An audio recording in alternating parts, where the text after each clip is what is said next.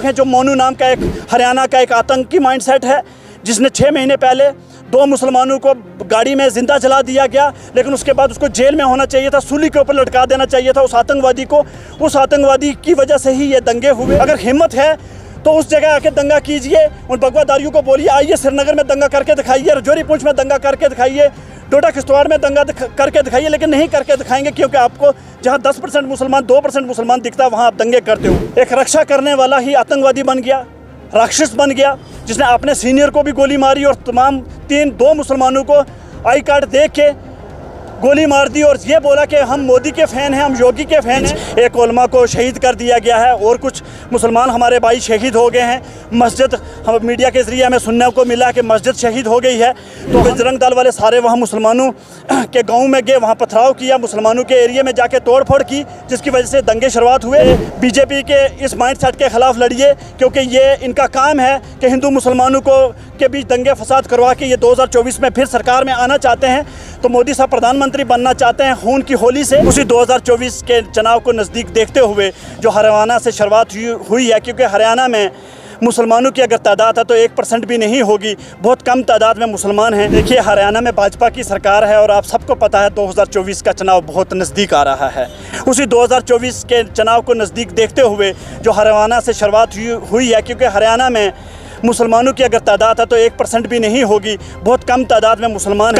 मुसलमान हैं। और जिस तरीके के साथ आज मुसलमानों का वहाँ जिनोसाइड हो रहा है, मुसलमानों के घरों को जलाया जा रहा है, दुकानों को, बसों को, ट्रेन, बाइक, स्कूटर जो मिल रहा है, बगवादारियों को वो जलाए जा रहे हैं, बीजेपी के वक्त जो जलाए जा रहे हैं, हम इसकी मजम्मत करते हैं। इसके बीच एक उलमा को शहीद कर दिया गया है और कुछ मुसलमान हमारे भाई शहीद हो गए हैं। मस्जिद हम मीडिया के ज़रिए हमें सुनने को मिला कि मस्जिद शहीद हो गई है, तो हम इसकी मजम्मत भी करते हैं और पूरे भारत की आवाम को कहते हैं कि बीजेपी के इस माइंडसेट के ख़िलाफ़ लड़िए, क्योंकि ये इनका काम है कि हिंदू मुसलमानों को के बीच दंगे फसाद करवा के ये 2024 में फिर सरकार में आना चाहते हैं। तो मोदी साहब प्रधानमंत्री बनना चाहते हैं खून की होली से। आप देखिए कुछ ऐसे लोग हैं जो मोनू नाम का एक हरियाणा का एक आतंकी माइंडसेट है, जिसने 6 महीने पहले 2 मुसलमानों को गाड़ी में जिंदा जला दिया गया, लेकिन उसके बाद उसको जेल में होना चाहिए था, सूली के ऊपर लटका देना चाहिए था उस आतंकवादी को। उस आतंकवादी की वजह से ही ये दंगे हुए। उसी ने बोला कि मुसलमानों के बस्तियों में यात्रा को बोला कि आप जाइए, बजरंग दल वाले सारे वहाँ मुसलमानों के गांव में गए, वहाँ पथराव किया, मुसलमानों के एरिया में जाके तोड़फोड़ की, जिसकी वजह से दंगे शुरुआत हुए। तो मोनू नाम के शख्स जो आतंकवादी है, इसको जेल में होना चाहिए, लेकिन वहाँ की सरकार हमेशा मोनू को बचाती है। पहले भी वो 2 कत्ल कर चुका है, फिर भी मोनू को बचाया गया है। आप देखिए इसके साथ इस नफ़रत की खेती में ट्रेन में एक रक्षा करने वाला ही आतंकवादी बन गया, राक्षस बन गया, जिसने अपने सीनियर को भी गोली मारी और तमाम 2 मुसलमानों को आई कार्ड देख के गोली मार दी और ये बोला कि हम मोदी के फ़ैन हैं, हम योगी के फ़ैन हैं। अगर तुम योगी और मोदी के साथ खड़े नहीं हो तो तुम्हारा यही हश्र होगा। तो बताइए, जो वर्दी पहना हुआ है, चाहे वो ट्रेन में हो, बस में हो,